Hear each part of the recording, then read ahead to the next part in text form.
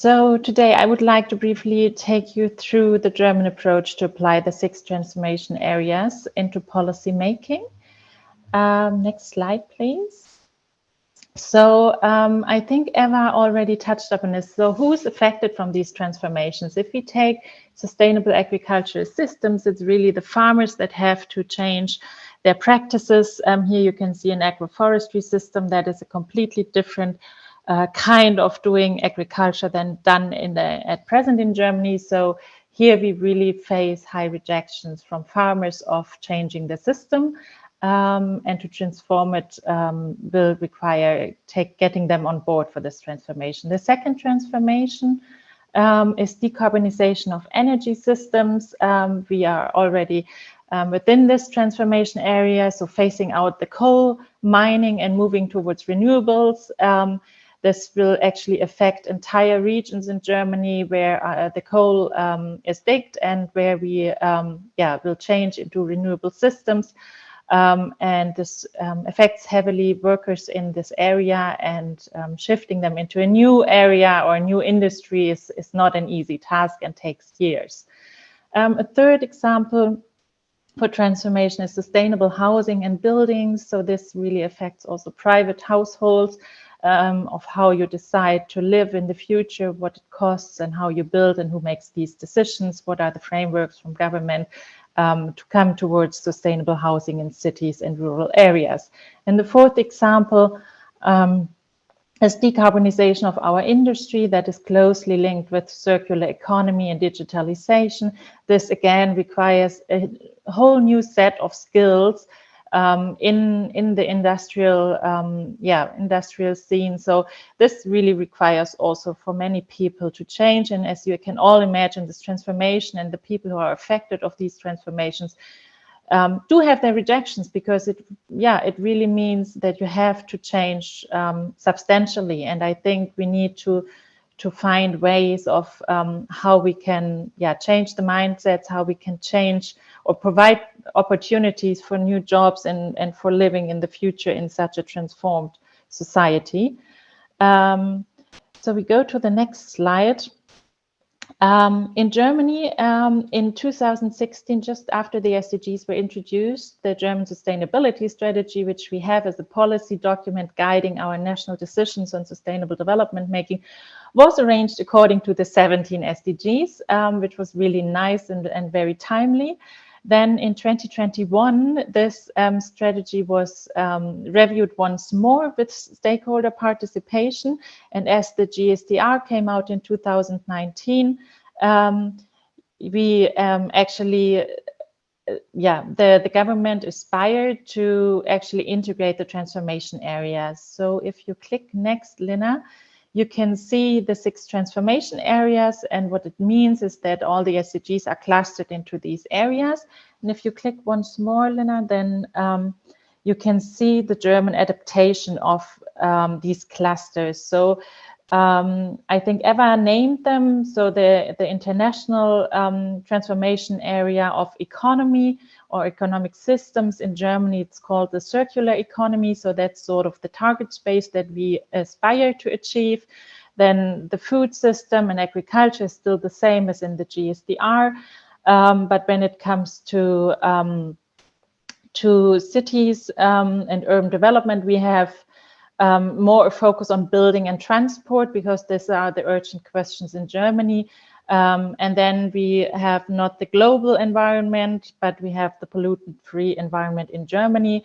And as another area, we have human well-being and capabilities and social justice. So these are the 6 German clusters that the government developed. And if we go to the next slide, you can see a very complex graph, but I really like it very much. That's why I wanted to introduce it to you today. So in the inner circle with the colors, you see the 6 areas of transformation, as I just mentioned them, where the SDGs are clustered.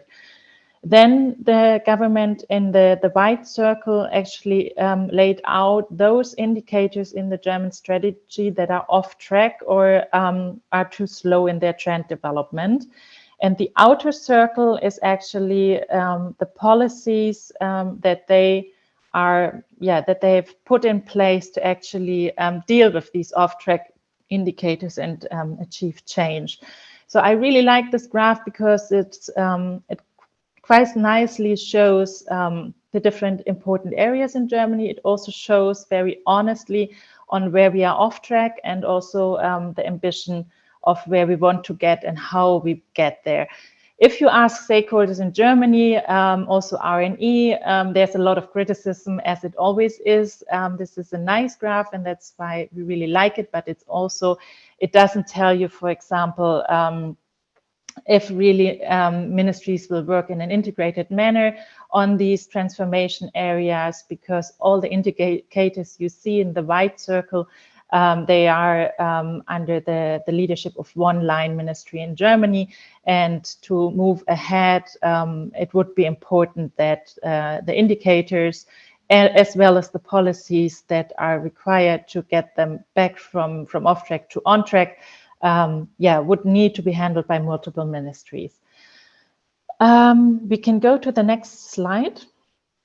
So here you see the very complex architecture in Germany. The blue parts is the government part, the yellow parts are the stakeholders. So let's focus on the blue parts. So we have a committee of the state secretaries. So they are the representatives of the ministers in the ministries, and they meet regularly for sustainable development questions. And in this committee, we have a lot of discussion about sustainability, but it has been rather unstructured. Let's put it like this. It has been informed by all ministries, as you can see in the bottom, but there has not been an interministerial coordination mechanism. And Lina, if you click one more, you can see that now the new approach of the German government is to have 6 transformation teams within the ministries or across the ministries. So it's a mechanism to actually link the ministries together. We will have, for the 6 transformation areas, we will have always 2 ministries in lead.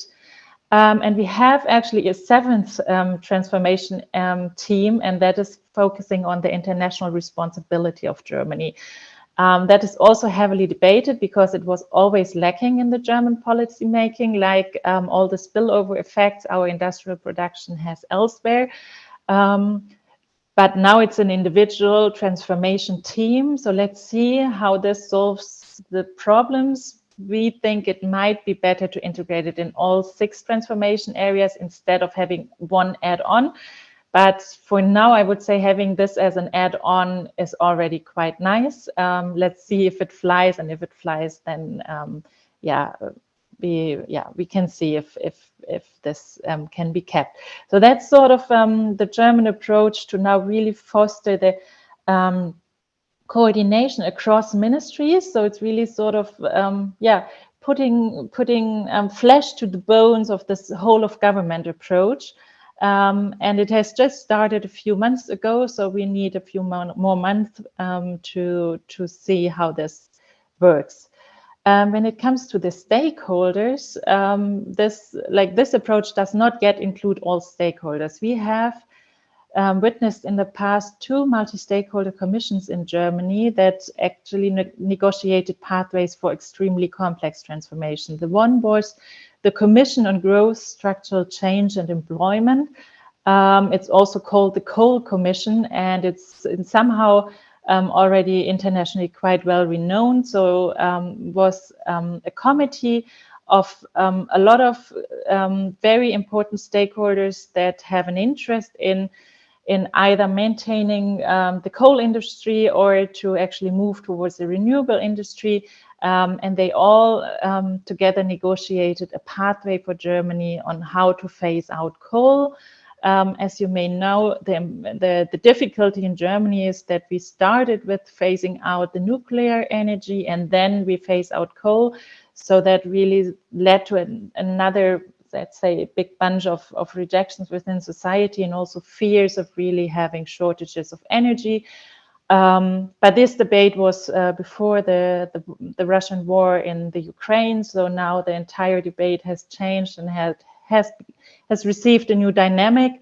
I don't want to go into details, but I think this commission was very helpful in Germany to really get this process going. And I do know that, for example, there's a partnership between the G7 countries and South Africa to adapt this approach also in South Africa, and it's called the Just Energy Transition Partnership, JETP, and it's the ambition is to have it in many countries that actually aim to have a coal phase out process in their societies and in their industries.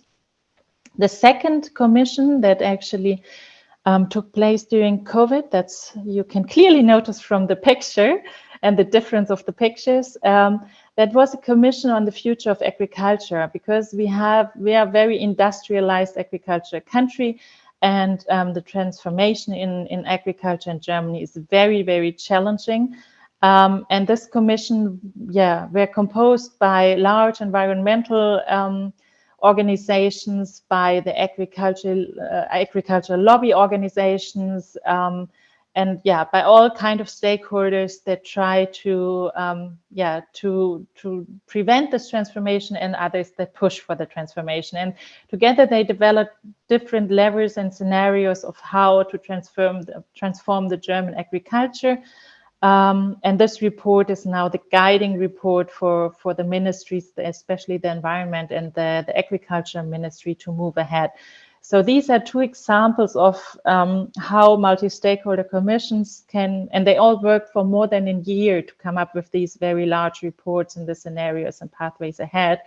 But this are two mechanisms that I think quite nicely illustrate how detailed knowledge is needed to tackle these transformations, and how the negotiation across stakeholders in such commissions is really a mechanism or a tool to move ahead. And a third multi-stakeholder commission is the council in which I work at, because we look at the underlying permanent sustainability transformation question. We also follow these commissions, but we look, for example, more on questions like the resilience in Germany, and sustainability questions that maybe are not so much in the forefront of, or not so complex and so large, but need to be in focus for the government on a, let's say, regular basis. So that's why we put in focus on that, which is, for example, the transformation into a hydrogen industry in Germany, and so on and so forth. So these are topics that we deal with. With this presentation, I just wanted to illustrate you how we adapted this transformational approach into Germany. We are just running into another review of the German sustainability strategy, and the last one had this very nice circle illustration, but then the reports were still one SDG after another. So for the next round, everybody expects that there will also be a change in reporting, and also the stewardship of indicators, not within one ministry, but maybe across ministries. So it's, something is happening.